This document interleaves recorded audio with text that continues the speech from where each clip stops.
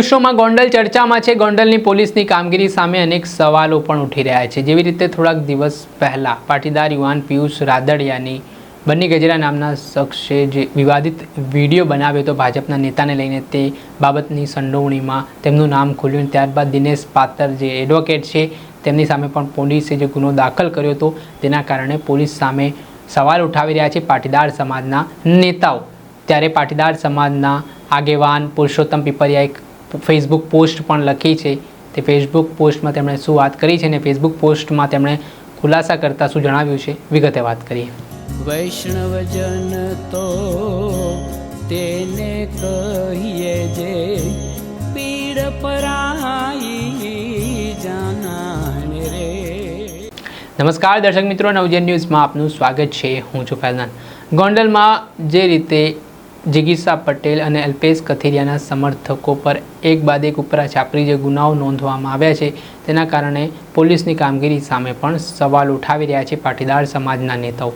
तेरा मामले पाटीदार समाजना आगेवान पुरुषोत्तम पीपरिया जे अवारनवार पोताना निवेदनना कारणे चर्चामां जोवा मळता होय छे, तेओए एक फेसबुक पोस्ट लखी है। जे फेसबुक पोस्ट में तेओ कही रह्या छे, गुंडाओथी पोलीस बचावे, गोंडलना पोलीसनी गुंडागीरीथी कोण बचावे, ते प्रकारनो तेमणे लखाण लख्યું છે। તેના કારણે ચર્ચાઓ વેગવાન બની છે।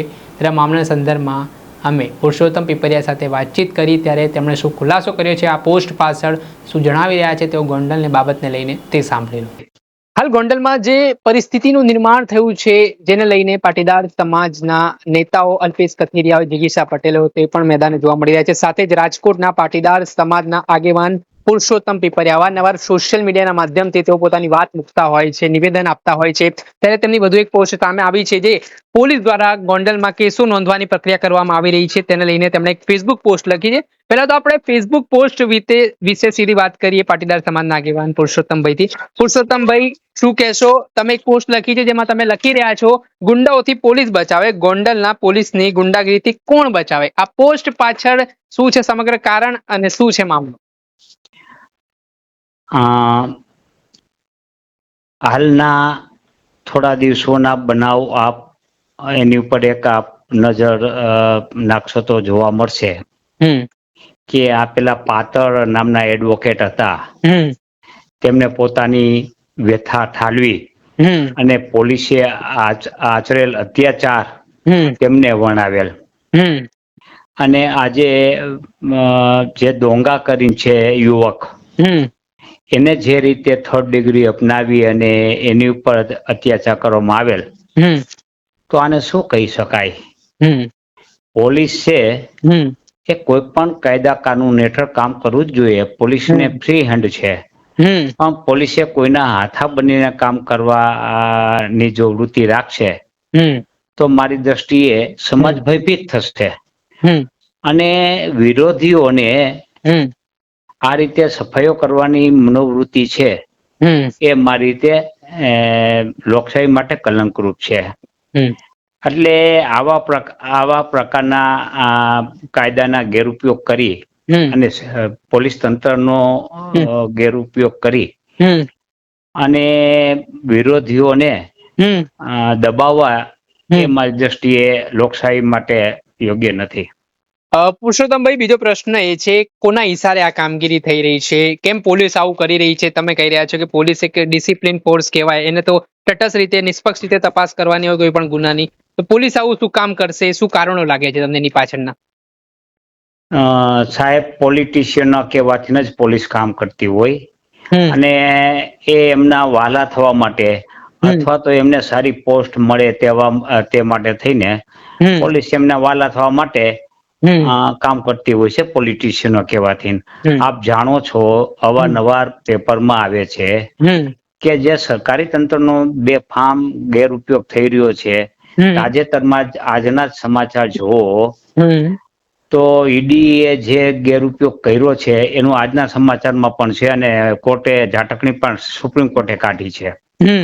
એટલે એ પોલીસ હોય કે ઈડી હોય, એ જે પ્રશાસન એનો ગેરઉપયોગ કરે છે અને વિરોધીઓને જે દબાવવાનો પ્રયત્ન કરે છે, એ મારી દ્રષ્ટિએ ન થવો જોઈએ અને બધાને પોતાનો વિરોધ નોંધાવવાનો અધિકાર છે. હમ એક જમાનામાં અત્યારના પ્રશાસકો હતા એ વિરોધ પક્ષમાં હતા, હમ ત્યારે તે પણ આંદોલનો કરતા અને પોતાનો અવાજ રજૂ કરતા, હમ ત્યારે એને સન્માનિત રીતે જોવામાં આવતો, એને દબાવી દેવામાં ન આવતા. હમ આમાં કોઈ વ્યક્તિ વિરુદ્ધ બોલો કે સરકાર વિરુદ્ધ બોલો હમ તો એને આ રીતે દબાવી અને મારી દ્રષ્ટિએ એનો અવાજ બંધ કરવાની જે પુરુષોત્તમભાઈ, ચેષ્ટાઓ કરવામાં આવે છે એ યોગ્ય નથી. છેલ્લો મારો પ્રશ્ન પુરુષોત્તમભાઈ, જે રીતે ગોંડલ આ ચર્ચામાં જોવા મળી રહ્યું છે, દરરોજ કંઈક નવી ને નવી વસ્તુ ત્યાં થતી જોવા મળી રહી છે, તો કાયદા વ્યવસ્થાને લઈને પણ મુદ્દો છે, તો શું ગૃહ રાજ્યમંત્રી હર્ષ સંઘવીને આ બાબત ઉપર ધ્યાન નહીં હોય? કેમ કે તેમના નિવેદનો તો હાલ આવતા હોય છે, પોલીસને લઈને પણ તેઓ ટકોર કરતા હોય છે, ને આવી ઘટનાઓ બની રહી છે, તમને સોશિયલ મીડિયાના માધ્યમથી લખવું પડે છે, તો એમને આ પ્રકરણ ખબર નથી પડી રહી સમગ્ર મામલે? સાહેબ, મેં પેલા જ ગોંડલને મિર્ઝાપુર નામ આપેલ હતું, આપ જાણો છો, બરાબર?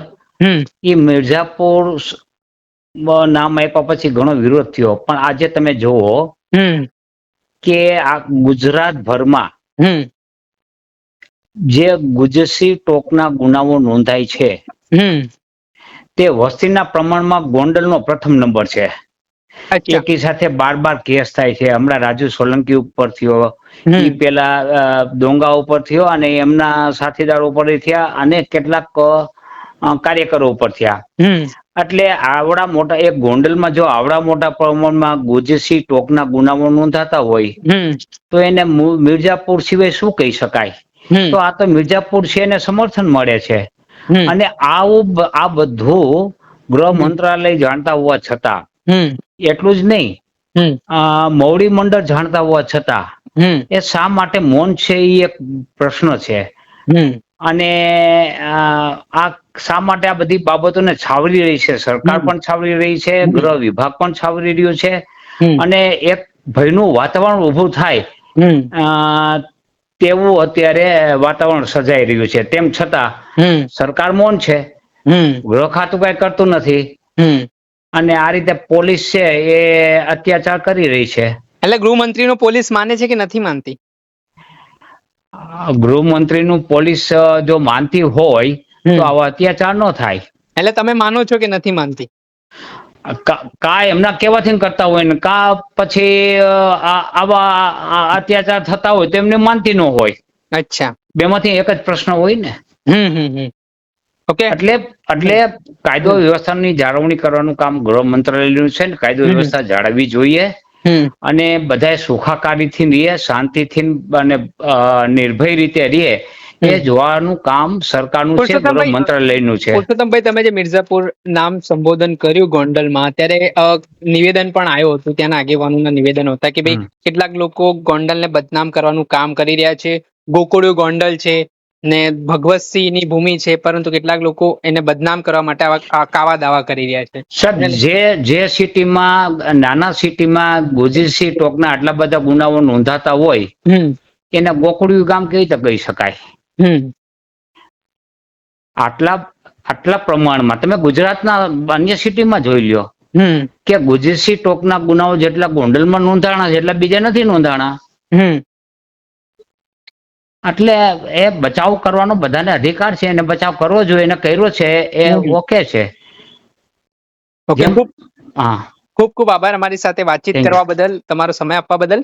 હતા પાટીદાર સમાજના આગેવાન પરસોત્તમ પીપરિયા, તેમણે ખૂબ મહત્વનો મુદ્દે ચર્ચા કરી છે. ગોંડલમાં જે તેમણે પોલીસને લાગતી પોસ્ટ પણ મૂકી છે અને તેમણે આ મામલે ખુલાસો પણ કર્યો છે. પડ્યા હતા પાટીદાર સમાજના આગેવાન પુરુષોત્તમ પીપરિયા, જે અવારનવાર સોશિયલ મીડિયાના માધ્યમથી સરકાર ઉપર તીખા સવાલો કરતા હોય છે, અને જે ગોંડલમાં પરિસ્થિતિનું નિર્માણ થયું છે તેને લઈને હવે તેમણે આ વખતે પોલીસ સામે નિશાનો સાધ્યો છે, અને જે ઘટનાક્રમ બની રહ્યા છે, પોલીસ જે ફરિયાદ નોંધવામાં આવી રહી છે, તેમાં પુરુષોત્તમ પીપરિયાનું કહેવું છે કે પોલીસ કોઈ વ્યક્તિના ઇશારે હાથો બનીને કામગીરી કરી રહી છે. તેના જ કારણે એક પ્રકારના સવાલ ઉઠ્યા છે. સાથે જ ગૃહ રાજ્યમંત્રી હર્ષ સંઘવીને લઈને પણ તેમણે વાત કરી છે અને કહ્યું છે કાં તો ગૃહમંત્રીના ઇશારે થઈ રહ્યું હોય, કાં તો ગૃહમંત્રીનું પોલીસ માનતી ના હોય તેવી સ્થિતિ પણ આ બંને જોવા મળી શકે છે.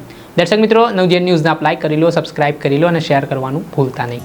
વૈષ્ણવજન તો તેને કહીએ જે પીડ પરાઈ.